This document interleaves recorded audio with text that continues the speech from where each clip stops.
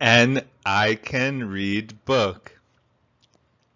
Anteater Loves a Mystery by Doug Cushman, HarperCollins Publishers.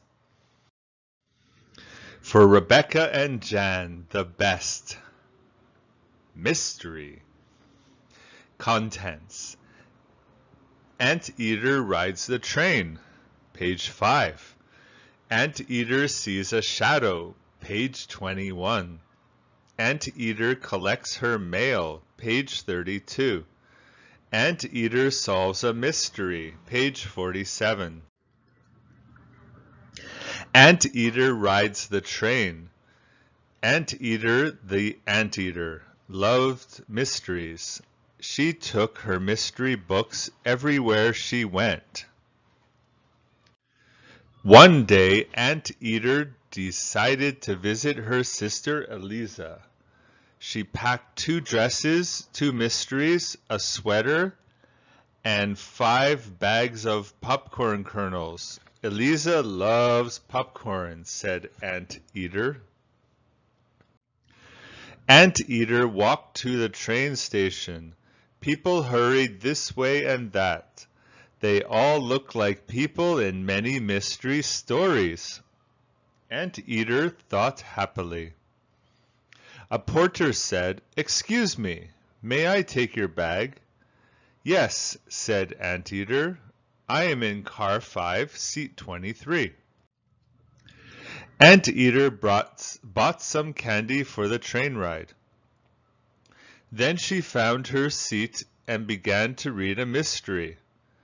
The train rolled on and on. Anteater felt chilly.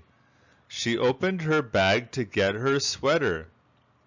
But the bag was filled with hammers and screwdrivers and all sorts of tools. "This is not my bag," she cried. "My bag has been stolen." "Who would steal a suitcase full of clothes and popcorn? I must tell the conductor." Anteater found the conductor and told him her story. "We must find your bag," he said. "Come with me." They talked to a banker, a magician, a doctor, but no one had seen the missing bag. Suddenly they heard a loud pop, pop, pop, pop, pop, pop. "It's coming from the engine," the conductor yelled. Everyone ran to the front of the train.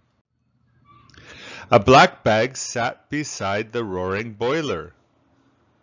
Popcorn was flying everywhere. "That is my bag!" the Anteater cried. "It looks just like mine," said the engineer. "The porter must have switched your bags by mistake," said the conductor. "No harm done," said Anteater. "Let's eat the popcorn while it is still hot." And that is what they did. Anteater sees a shadow. Eliza was happy to see Anteater. "I want you to meet all my friends," she said. "Tonight we will have a party." That night Eliza's house was filled with her friends. Alfred the butler served little hot dogs on toothpicks. He filled tall glasses with lemon punch. Anteater told everyone about her train ride. "Exciting things never happen in this town," Eliza said. Suddenly, Anteater saw a dark shadow. "Look!" she cried. Everyone gasped. Eliza's cat jumped and knocked over the lamp. The room went dark. Anteater found the light switch and clicked on the light. The black shadow was gone. "Who could it have been?" Eliza asked. "It might be a jewel thief looking for diamonds," said Anteater. "We must search the house." Everyone ran to find the thief. They looked behind chairs and under beds. No one found a thing. Alfred served more punch. "Yipe!" cried Eliza. The shadow was on the wall again.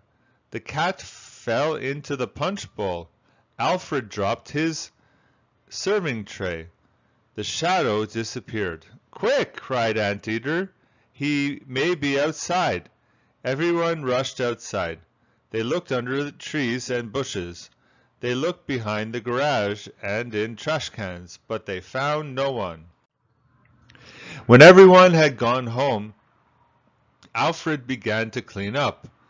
Who would think that a mystery could happen here? He asked Anteater.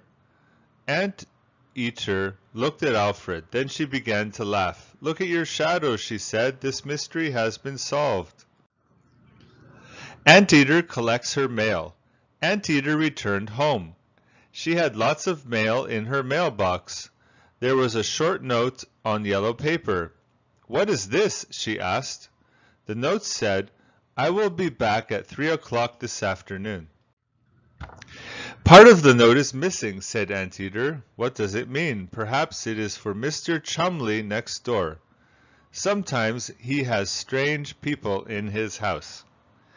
Anteater began to wash her windows.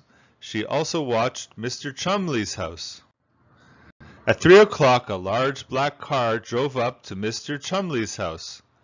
A tall figure in a dark coat got out of the car. He had a scarf around his neck. He carried a large bag.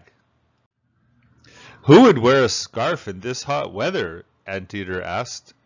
Maybe he's a thief. He does not want people to see who he is. Anteater grabbed the note and a measuring cup. Well, I must find out. She ran across the yard and knocked on Mr. Chumley's door. Mr. Chumley opened the door. What a pleasant surprise, he said. Please come in. I need a cup of flour, Anteater stammered. Of course, said Mr. Chumley. But first meet my brother Lester. He just brought back my laundry. He runs a laundromat. Nice to meet you, Lester whispered. You must excuse my voice. I have a bad sore throat. I need to wear this scarf to keep my neck warm. Oh dear, Anteater thought. She was very embarrassed. Lester was not a thief. I am pleased to meet you, she said. Did you leave this note for your brother in my mailbox by mistake? No, said Lester. This is a real mystery, said Anteater. Just then the doorbell rang. It was the mailman. Hello, Anteater, he said.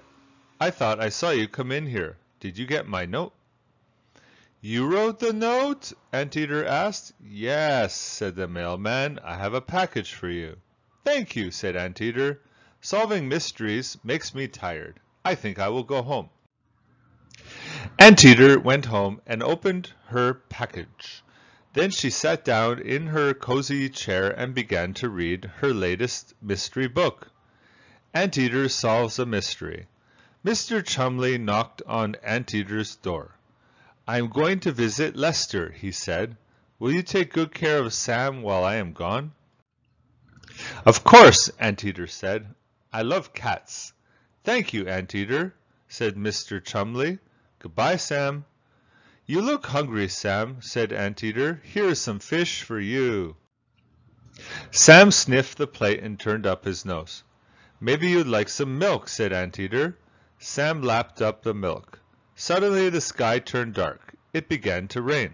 Thunder roared and lightning flashed. All the lights went out. Oh dear, Anteater muttered. Where did I put the candles? She found some candles in a drawer and lit them. Sam was gone. Sam! She cried. Where are you, Sam? She looked under the sink and behind the stove. No Sam. She looked upstairs and downstairs. Still no Sam. What will I tell Mr. Chumley? Anteater asked. Anteater thought a minute. I should look for clues like a real detective, she said. She saw the open door. I bet Sam went outside. The rain had stopped. Anteater saw a cat's paw prints in the soft ground. A clue, said Anteater. She followed the paw prints down the street and around the corner. There the paw prints stopped. What would a detective do now? Asked Anteater. She thought some more. Well, she said, Sam is an alley cat. Maybe he went into that alley. The alley was dark. Anteater's neck tingled. Maybe I should come back tomorrow, she said. Then she heard a meow. Sam! She cried. She rushed into the alley. Oh my, she gasped. There were hundreds of cats. They all looked like Sam. Sam! She called. Sam!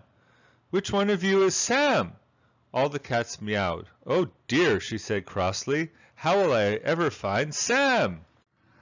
The anteater had an idea. She ran down the street. She came back with a package. Look, cats, she called. I have some nice fish for you. Hundreds of cats ran to Anteater. They all wanted the fish. All except one cat. Sam! Anteater carried Sam back to her house. She poured a bowl of milk for him. She made a cup of cocoa for herself. Let me read you my new mystery, Anteater said. Anteater sat down and opened her book. Sam drank his milk and listened late into the night. Level 2. I can read books you will enjoy.